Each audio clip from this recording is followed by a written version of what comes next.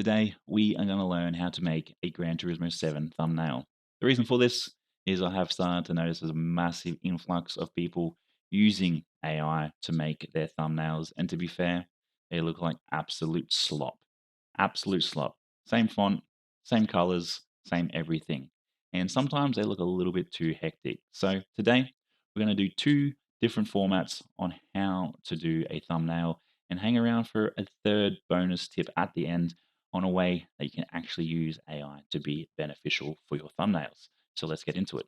So here we are in Gran Turismo, nothing too special on the homepage, but usually how I start my thumbnails for the week, especially when it comes to streaming, we head to the sports mode, look at what daily races are coming. Usually I already know what sort of daily races that we're looking at. Then I head into world circuits, pick the car that I'm going to use for my daily race A, B, or C to make my thumbnail. But today, in this video, we're going to use a video from a past race from this week's daily races. So here we go. We've got the replay starting. We'll move forward for a little bit. We'll go through a bunch of stuff here. We get it when it's more common on the back straight of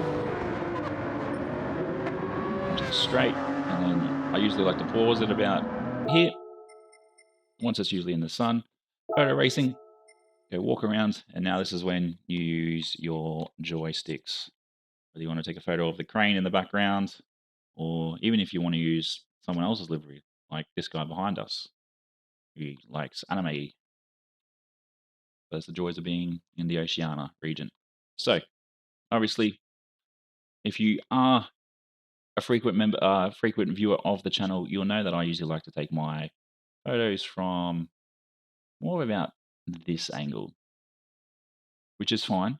But you can do it many different ways. You can take a photo from the rear, take it from the side, but we'll sort of set it to here. So now what we can do is you go obviously X, so we get into the editing format, aperture, which is allowing not much light in. We'll expose it just a little bit because it is a black car. Shutter. I usually set mine to 1/250. If you go anything higher than that, like let's go 2000, you're going to get a car that looks almost stationary, which is, I don't think, makes a good thumbnail, as you can see. No. So if we go 250, we'll be fine. Car condition, if you've got scratches and bumps and you want to make it a little bit more clean, go through, do all that. Effects, you can do everything else in here. You can put like grain, make it real grainy, make it look like a 70s TV or something, whatever. But I usually just like to keep it simple. Get rid of the glare. Focus, shoot.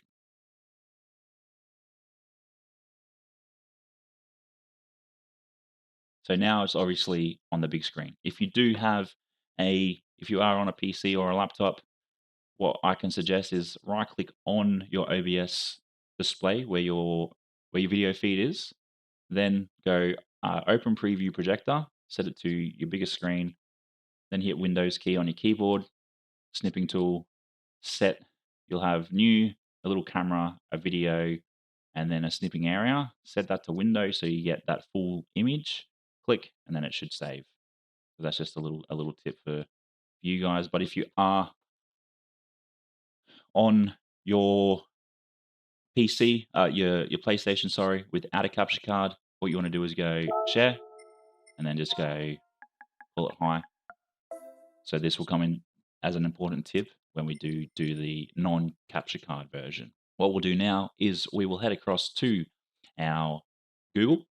We want Photopea. So the Photopea is a Photoshop variant, a lot cheaper as well. I pay for Photopea to get rid of all the ads. So you obviously got the download or free. So if you just type in Photopea in Google, go online photo editor, and this is the opening of it. So you have new project, which gives you a lot of pre-made canvases. So you got YouTube thumbnail, YouTube cover photo, which doesn't actually fit for the YouTube cover photo, and then you got the Facebook event image, which you can use that one, but YouTube suggests a 1280 by 720 thumbnail. So if you go click, off you go. Or if you're like me and have already got a saved project, you go open from computer. But what I'm going to do is we're going to open it up on our PC. So this obviously is one that I prepared earlier. So all we got to do now is File, Open and Place, find our screenshotted image, which is obviously this RX Vision.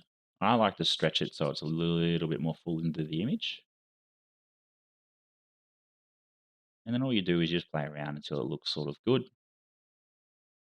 So that's where I'd probably save it and call it a day. If it does look a bit fuzzy when you do stretch it, just click this one and then click back on the arrow or click out of it and give you something else.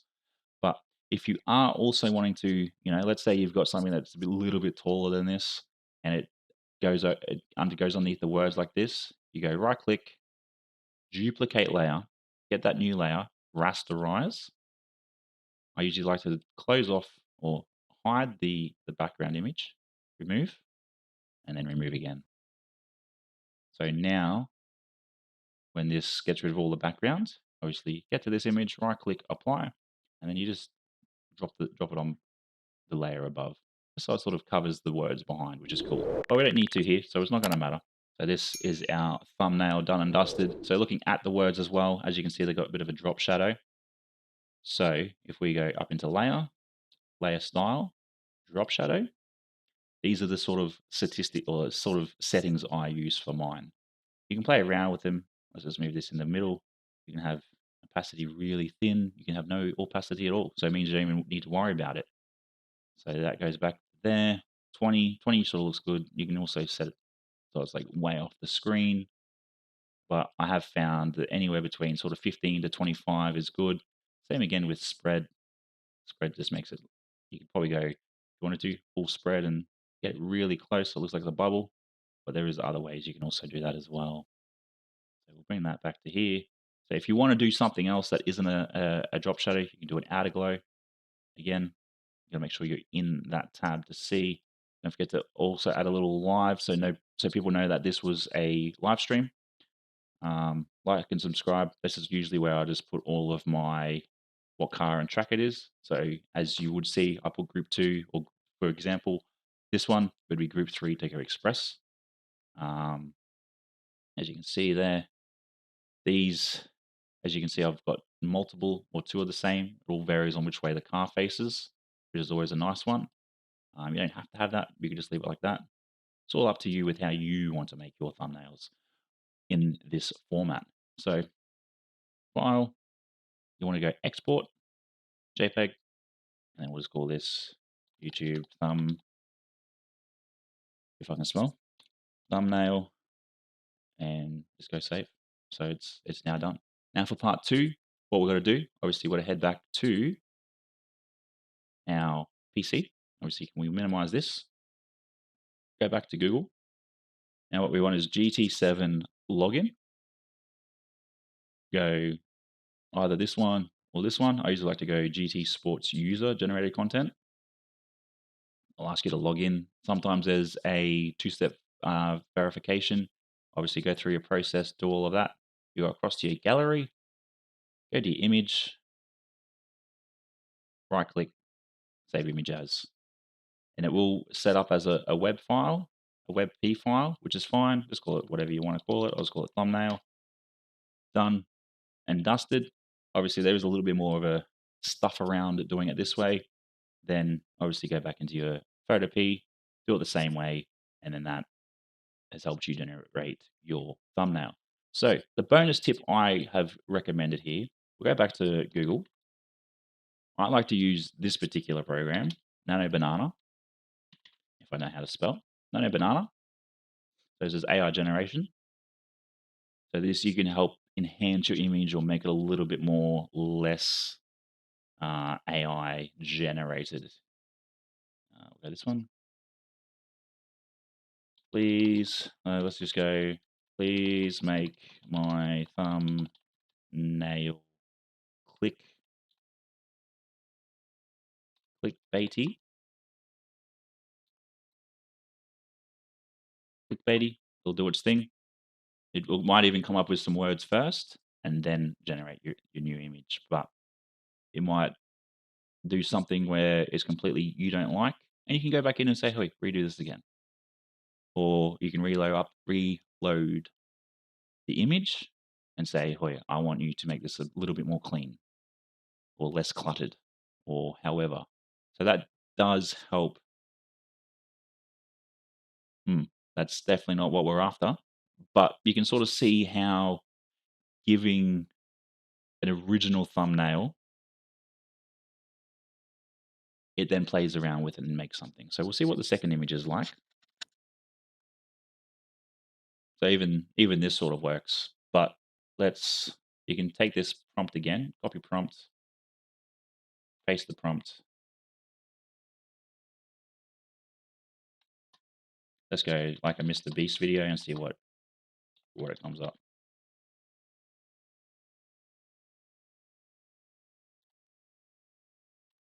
So yeah, what I'm trying to say here is don't just solely rely on AI to make your thumbnails. Put a bit of time and effort, and then use AI as the tool to just enhance your thumbnails just a little bit. As you can see, even on my channel, I've got probably 3 or 4 images that are actually being modified through AI. And like looking at this is very clickbaity. Impossible glitch, 399-mile record, which we both know that the RX Vision does not do 399 miles. But people would click on this going, I want to have a look. But the other thing is too, you see these things called double up. So we've got like and subscribe here, like and subscribe here. We broke the game. Sony wants this band, which is kind of cool. But at the same time, you can also download this and play around with this if you really wanted to. So that is that for the video. So if you have any other questions, drop it down below. I'm more than happy to help. If you are new to the channel, hit that subscribe on the way to 1,000, which is absolutely epic. And don't forget to, I do stream Monday, Wednesday, Friday, 8 p.m. Australian Eastern Standard Time, which is about 11 GMT. But yeah, I hope this video was informative. And until next time, take care. Peace.